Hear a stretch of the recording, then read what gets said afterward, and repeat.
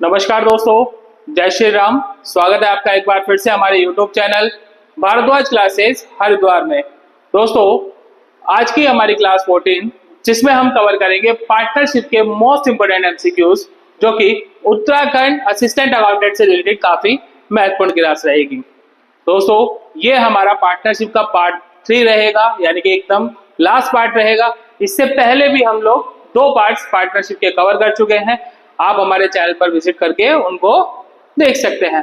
Start करते हैं दोस्तों, बिना समय गवाए अपने पहले क्वेश्चन के साथ। फर्स्ट क्वेश्चन रहेगा, नमिता, निशा तथा नीरू एक फर्म में 4:3:1 के अनुपात में साझेदार हैं। नीरू द्वारा फर्म से अवकाश ग्रहण कर लिया जाता है तथा उसके पूंजी खाते का शेष समस्त समायोजनाओं के पश्चात 65,000 था। नमिता तथा निशा द्वारा नीरू को अंतिम रूप से 85,000 देना तय किया गया था। नीरू के हिस्से की ख्याति की राशि होगी। तो दोस्तों, नीरू जो है रिटायर हो रही है और नीरू को कहा गया था कि आपको 85,000 दिए जाएंगे, ठीक है।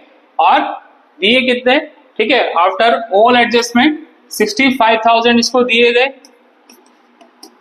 एंड जो है ना, जो कैपिटल अकाउंट बैलेंस था आफ्टर ऑल एडजस्टमेंट नीरू को जो दिए गए कितने, 65,000 की कैपिटल, और जो बचा हुआ पेंडिंग बैलेंस होगा यानी कि 20,000, ये रहेगी इसकी गुडविल यानी कि ख्याति, ठीक है। तो Neeru share of goodwill will be, तो दोस्तों गुडविल में जो इसका हिस्सा रहेगा वो रहेगा 20,000 रुपए। ऑप्शन नंबर है इसका राइट आंसर रहेगा। हमारा नेक्स्ट क्वेश्चन रहेगा, पुनर्मूल्यांकन खाते का ऋण पक्ष दर्शाता है।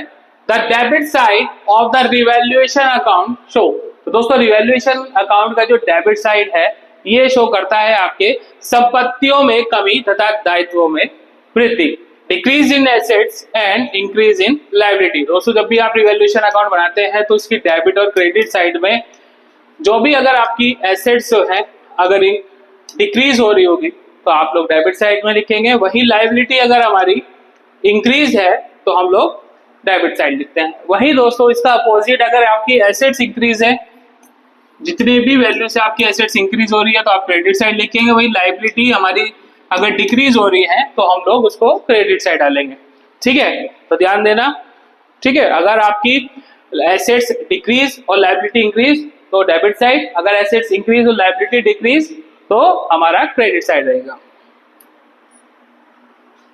किसी साझेदार के अवकाश ग्रहण करने पर पुस्तकों में निम्न शेष थे। देनदार है दोस्तों 32,000 के, अशोध्य ऋण हेतु आयोजन 1600, दोस्तों यहाँ 1600 यानी एक उधर है।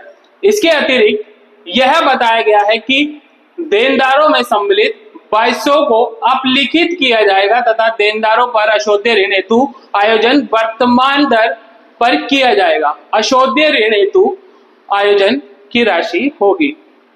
On retirement of a partner, the following balance were in the books: debtor 32,000, provision for bad debt 1,600.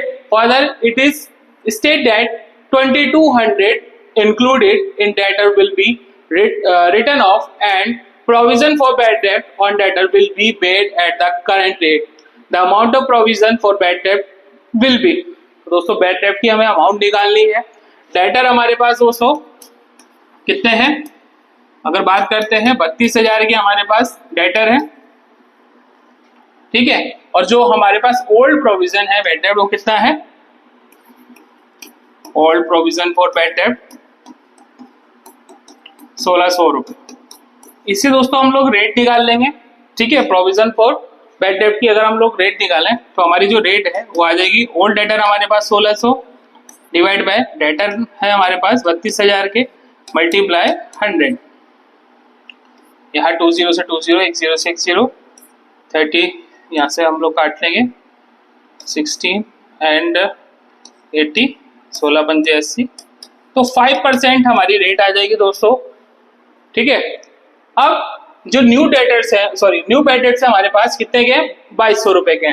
तो डेटर हमारे पास कितने हैं 32,000 के, और new provision for bad debts हैं हमारे पास 2200 के, तो 29,800 के बैलेंस बचेगा। इसी पर ही हम हमें 5% का क्या देना है, the amount of provision for bad debt.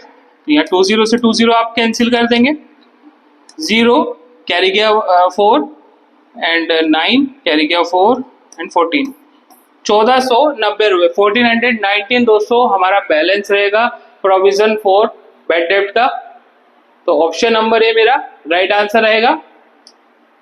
Next question रहेगा, किसी साझेदार के अवकाश ग्रहण करने पर पुस्तकों में उपलब्ध अवितरित लाभों को साझेदारों के पूंजी खाते में हस्तांतरित किया जाएगा।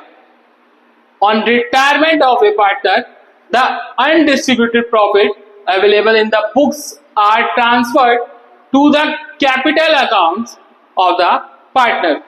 तो दोस्तों यहां पर जो पुस्तकों में उपलब्ध अतिरिक्त लाभों को साझेदार के पूंजी खातों में हस्तांतरित जो किया जाएगा, ये किया जाएगा दोस्तों ओल्ड प्रॉफिट शेयरिंग रेशो में, पुराने लाभ विभाजन अनुपात में।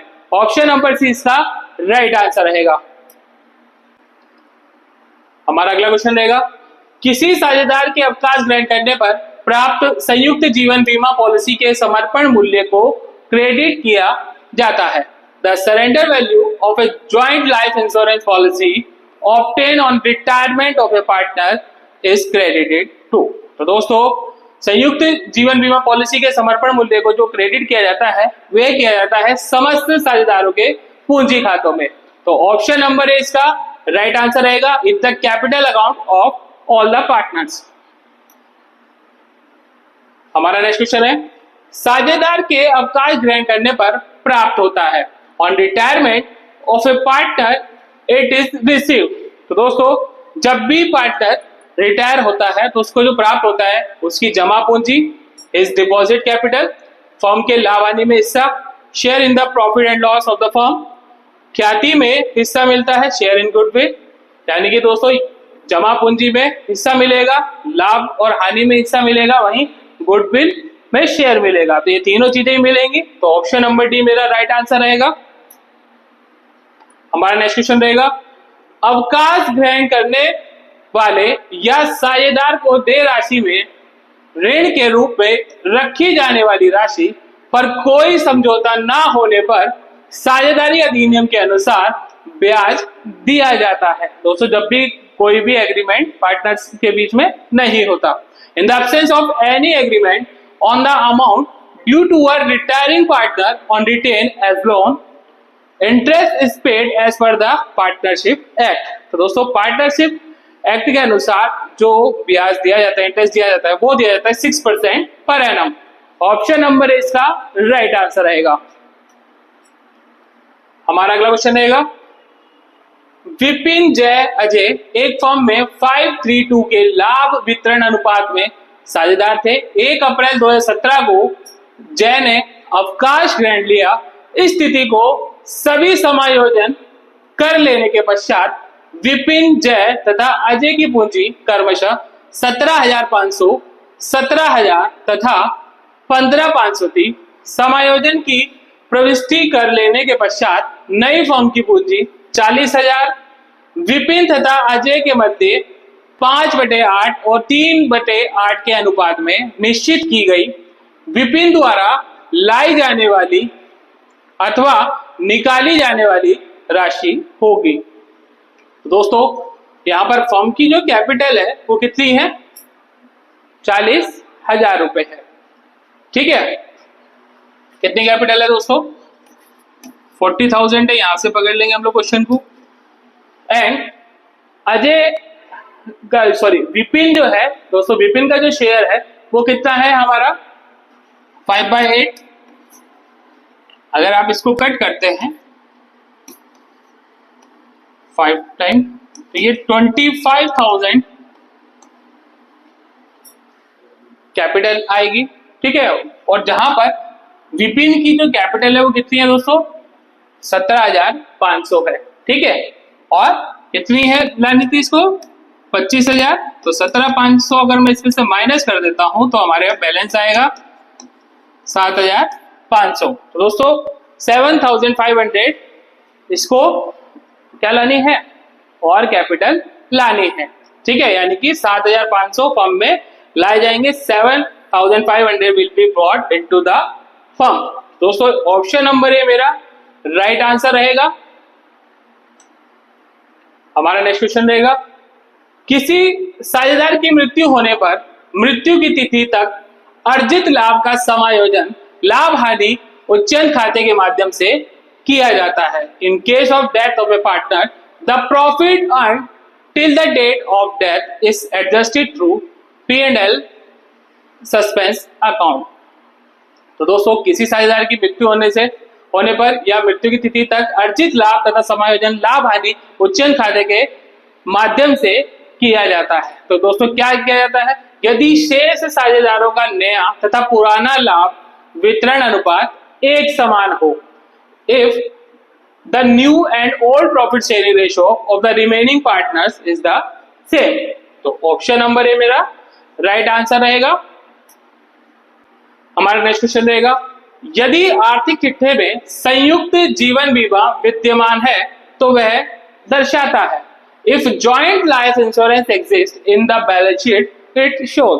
तो दोस्तों अगर बैलेंस शीट में जॉइंट लाइफ इंश्योरेंस जो है वो पहले से एग्जिस्ट कर रहा है ना, एग्जिस्ट कर रहा है बैलेंस शीट में, तो क्या दर्शाएगा, तो वह दर्शाएगा दोस्तों पॉलिसी का समर्पण मूल्य, यानी कि surrender value of the policy. Option number A इसका राइट आंसर रहेगा। दोस्तों इससे पहले भी, जैसे कि मैंने पहले भी कहा था कि इससे पहले पार्टनरशिप के हम 2 पार्ट्स पर भी क्लासेस ला चुके हैं, तो आप हमारे चैनल पर विजिट करके चैनल को सब्सक्राइब करके आप हमारे चैनल के माध्यम से इससे पहले के 2 पार्ट्स, ठीक है, जरूर अटेंड कर लेना, ताकि आपको टोटल पार्टनरशिप के जो सेशन है ये मिस ना हो। ठीक है, हमारा नेक्स्ट क्वेश्चन है, LMN एक फर्म में 2:1 के लाभ वितरण अनुपात में साझेदार हैं। फर्म द्वारा 1,20,000 की एक संयुक्त जीवन बीमा पॉलिसी क्रय की गई तथा स्थिति वितरण में यह 20,000 के समर्पण मूल्य पर दर्शाई गई है। एल की मृत्यु पर इस पॉलिसी को किस प्रकार साझेदारों के माध्यम, यानी कि साझेदारों के बीच में इसको डिवाइड यानी कि बांटा जाएगा। LMN are partners in a firm with a profit sharing ratio of 2:1. The firm purchased a joint life insurance policy for 1,20,000 and it is shown in the balance sheet with a surrender value of 20,000. How will this policy be divided among the partners upon L's death? दोस्तों L की मृत्यु के बाद इस policy को किस प्रकार से साझेदारों के मध्य डिवाइड किया जाएगा। दोस्तों 2:1 का इनका रेशियो है तीनों का, ठीक है, और पॉलिसी हमारी कितनी है 1,20,000 की, ठीक है, और जिसमें से 20,000 के समर्पण मूल्य पर इसको दर्शाया गया था। ठीक है, तो 20,000 अगर मैं इसमें से माइनस कर देता हूं तो मेरे पास वैल्यूएशन बचेगी 1,00,000। अब इस 1,00,000 को दोस्तों मैं इनके रेशियो के टोटल से डिवाइड कर देता हूं, यानी 4 से, मेरे पास कितना आएगा 25,000। अब L का रेशियो दोस्तों 2 है तो 2 × 25, ठीक है, और M का रेशियो मेरे पास है 1 तो 1 × 25 एंड N का रेशियो है मेरे पास 1 तो 1 × 25,000। ठीक है, तो L को दोस्तों कितने मिलेंगे 50,000 और M और N को 25,000 मिलेंगे। ठीक है दोस्तों, ध्यान देना, तो 50, 25, 25 में ये डिवाइड हो जाएगी, तो ऑप्शन नंबर ए मेरा राइट आंसर रहेगा। राम और श्याम एक फर्म में साझेदार हैं, वे लाभ हानि को 3:2 के अनुपात में बांटते हैं। एक नए साझेदार हरि के प्रवेश के बाद उनका लाभ हानि अनुपात 6:3:2 हो जाता है, त्याग अनुपात होगा। Ram and Shyam are partners in a firm, they share profit and loss in the ratio of 3:2. After the admission of a new partner, Hari, their profit and loss ratio become 6:3:2 the sacrifice ratio. दोस्तों अभी हमने बात करी थी इससे पहले वाले part में भी, आप जरूर देखना, अगर नहीं देखा है तो दोस्तों सैक्रिफाइस रेशियो आपको निकालना है, त्याग अनुपात। तो आप कैसे निकालते हैं, old ratio minus new ratio, ठीक है। तो मेरे पास राम है, राम का जो ओल्ड रेशियो है वो है दोस्तों 3/5 एंड श्याम का जो रेशियो है दोस्तों ओल्ड वो है 2/5 एंड राम का न्यू रेशियो हो जाएगा मेरे पास 6/11, ठीक है, ये ना 6/11 और आगे का हो जाएगा तो सॉरी श्याम का 3/11। आप एलसीएम ले लेंगे दोस्तों 55 दोनों का एलसीएम आ जाएगा, ठीक है। एंड देन क्रॉस मल्टीप्लाई अगर आप कर लेंगे तो 33 माइनस कितना 5 टाइम जाएगा तो 30, तो 3/55। ऐसे यहां पर हम लोग देखेंगे 22 माइनस 15, तो ये मेरे पास 7/55 आ जाएगा, ठीक है। तो मेरे पास जो रेशो बन रहा है दोस्तों 3 और 7 बन रहा है, 3 और 7 सैक्रिफाइस रेशो। तो इस हिसाब से ऑप्शन नंबर डी इसका राइट आंसर रहेगा। हमारा अगला क्वेश्चन रहेगा के एल व एम एक फर्म में 3:1 के अनुपात में साझेदार हैं। एल फर्म से अवकाश ग्रहण करता है, के तथा एम उसका हिस्सा समान अनुपात में क्रय करते हैं, शेष साझेदार का नया अनुपात होगा। तो दोस्तों 3 पार्टनर हैं, के एल एम पार्टनर एक फर्म में 3:1 के रेशो से, एल जो है वो आपका रिटायर हो रहा है, K and M purchase his share in equally the new ratio of the remaining partner. तो दोस्तों रिटायर हो रहा है हमारा एल, ठीक है। 3 पार्टनर है आपके के एल एम 3:1, इनका रेशो यानी 3/6, 2/6 एंड 1/6। एल हमारा रिटायर हो रहा है और एल का जो शेयर है 2/6 इसको इक्वली यानी 1/2 इक्वली दे रहे हैं। 1/2 का मतलब यानी 1/6 जो है आपके के और M.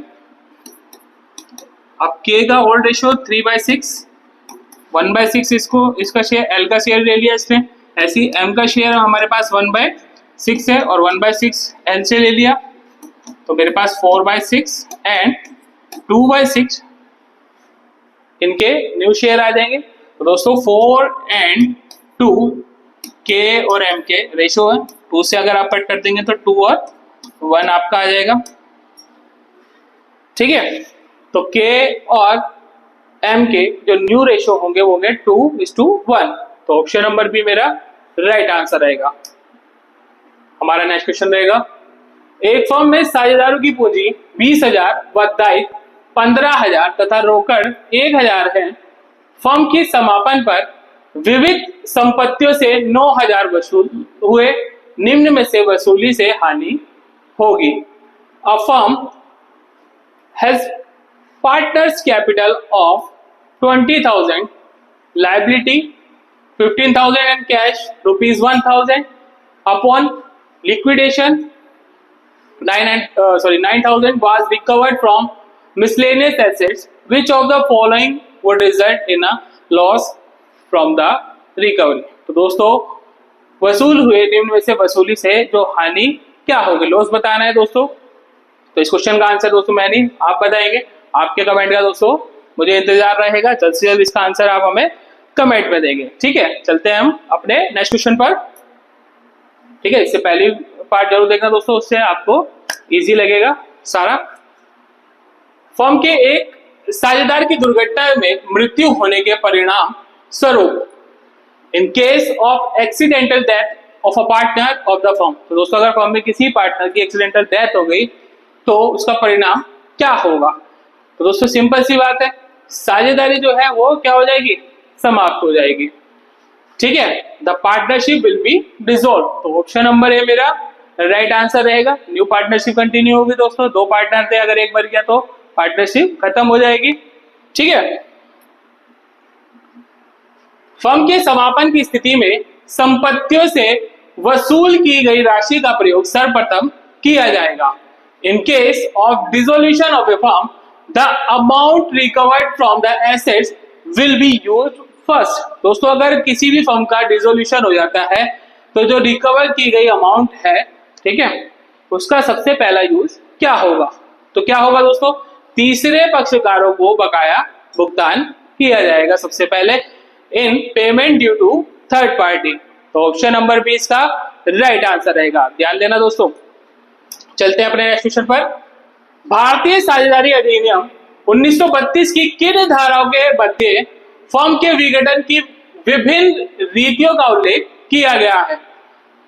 Under which section of the Indian partnership act 1932 various modes of dissolution of a firm have been mentioned. तो दोस्तों इंडियन पार्टनरशिप एक्ट 1932 की जो धाराएं हैं वो है आपकी धारा 40 से 44 यानी section 40 to 44। Option number D इसका राइट आंसर रहेगा। हमारा नेक्स्ट क्वेश्चन रहेगा, सम्मिलित करना है दोस्तों। पहला है हमारा अनिवार्य समापन यानी कि मैंडेटरी कंप्लीशन। ये रिलेट कर रहा है दोस्तों जब फर्म का व्यवसाय अवैध हो यानी कि when the business of the firm becomes illegal. ठीक है, तो यहां पर मैं एक पॉइंट लिख देता हूं 1।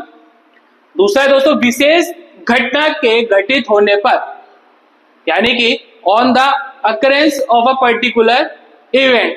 तो दोस्तों कब किसी साझेदार का दिवालिया होना, तो यहाँ नंबर 2 में इसको डाल दिया।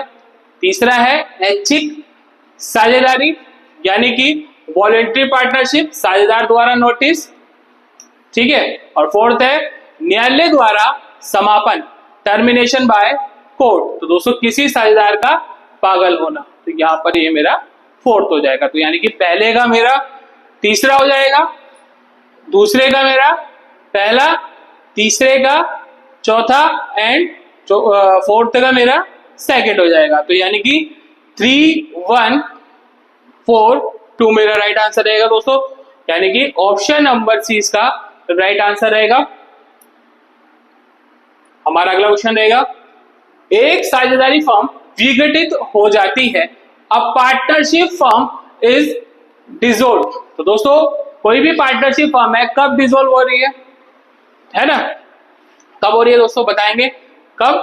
फर्म के विद्यमान व्यवसाय के अवैध हो जाने पर यानी कि when the existing business of the firm become illegal, किसी साझेदार की मृत्यु या दिवालिया हो जाने पर, ऑन द डेथ या इंसॉल्वेंसी ऑफ ए पार्टनर, किसी साझेदार द्वारा लिखित सूचना देने पर, ठीक है, notice in writing by a partner. दोस्तों ये सभी कंडीशंस अप्लाई हो रही है यानी कि ऑल ऑफ दीज इसका राइट आंसर रहेगा। हमारा अगला क्वेश्चन है, समस्त साझेदारों के दिवालिया होने पर विघटन का कार्य पूर्ण किया जाता है।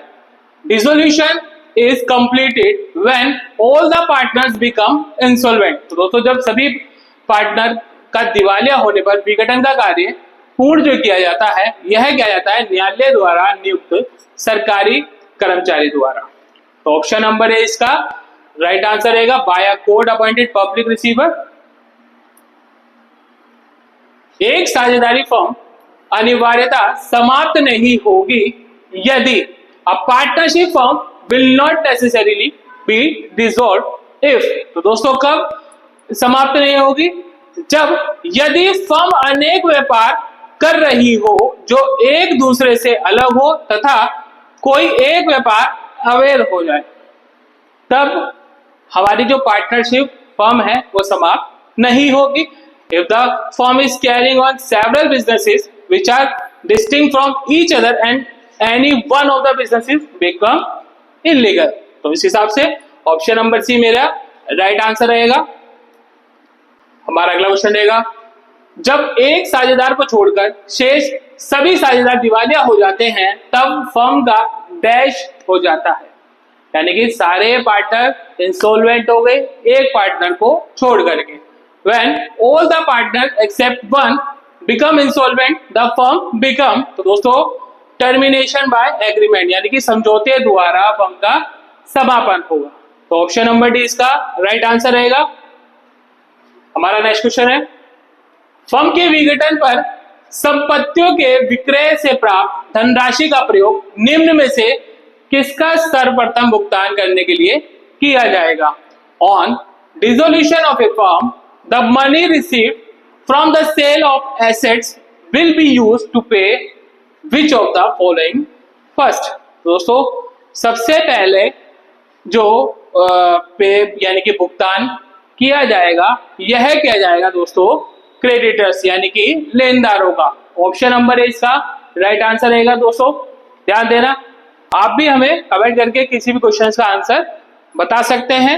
ठीक है, जो हम आपको क्वेश्चन आपके लिए दे रहे हैं उसका तो आपको पता नहीं है, साथ ही साथ आप अपना स्कोर भी कमेंट करें कि मेरे आज के क्लास में कितने क्वेश्चंस सही रहे हैं। ठीक है, इससे आपकी प्रैक्टिस भी पता चलती रहेगी कि आपकी प्रैक्टिस कितनी हो रही है। ठीक है, हमारा अगला क्वेश्चन है, साझेदारी फर्म के समापन पर सर्वप्रथम कौन सा खाता तैयार किया जाता है? Which account is prepared first on the dissolution of A partnership firm? तो दोस्तों जब भी पार्टनरशिप फर्म का डिसोल्यूशन होता है तब जो अकाउंट सबसे पहले बनाया जाता है यह बनाया जाता है दोस्तों वसूली खाता यानी कि realisation account. Option number A इसका राइट आंसर रहेगा। हमारा अगला क्वेश्चन है, फर्म के विघटन पर संदिग्ध ऋणों हेतु आयोजन को लिखा जाता है। On dissolution of a firm the provision for doubtful डेब्ट इज रिटन ऑफ। तो दोस्तों संदिग्ध ऋण हेतु आयोजन को जो लिखा जाता है यह लिखा जाता है दोस्तों वसूली खाते के धनी पक्ष में यानी कि credit side of the realisation account. Option number A इसका राइट आंसर रहेगा। चलते हैं अपने नेक्स्ट क्वेश्चन पर। फर्म के समापन पर संपत्तियों को वसूली खाते में हस्तांतरित किया जाता है। On dissolution of a firm assets are transferred to the realisation account. तो दोस्तों जब भी रियलाइजेशन अकाउंट हम लोग बनाते हैं तो एसेट्स को जो ट्रांसफर किया जाता है यह किया जाता है दोस्तों बुक वैल्यू पर। ऑप्शन नंबर ए इसका राइट आंसर रहेगा। तो दोस्तों आज का हमारा जो पार्टनरशिप का पार्ट 3 था जिसमें हमने 26 MCQs को कवर किया है। उम्मीद करता हूं दोस्तों आज की क्लास आपको पसंद आई होगी। दोस्तों वीडियो अगर अच्छी लगे तो इसको अपने फ्रेंड सर्कल में शेयर करना मत भूलिएगा और ऐसे ही अपना प्यार देते रहिएगा। साथ ही दोस्तों आप हमारे चैनल पर विजिट करके क्लास 1 से लेकर के अब तक की सभी क्लासेस वॉच कर सकते हैं जिससे कि आपको एग्जाम्स के लिए काफ़ी बेनिफिट मिलेगी दोस्तों, क्योंकि हमारी हर क्लासेस में इंपॉर्टेंट MCQs ही हम लोग कवर कर रहे हैं जो कि एग्जाम ओरिएंटेड रहेंगे। ठीक है, तो आप हमारे चैनल पर विजिट करें, प्लेलिस्ट में जा करके क्लास 1 से और अब तक की जितनी भी क्लासेस हैं उनको अच्छे से वॉच करें। उम्मीद करता हूं दोस्तों आपको हमारी क्लासेस पसंद आएगी। मिलते हैं अपनी नेक्स्ट क्लास में, तब तक के लिए जय श्री राम।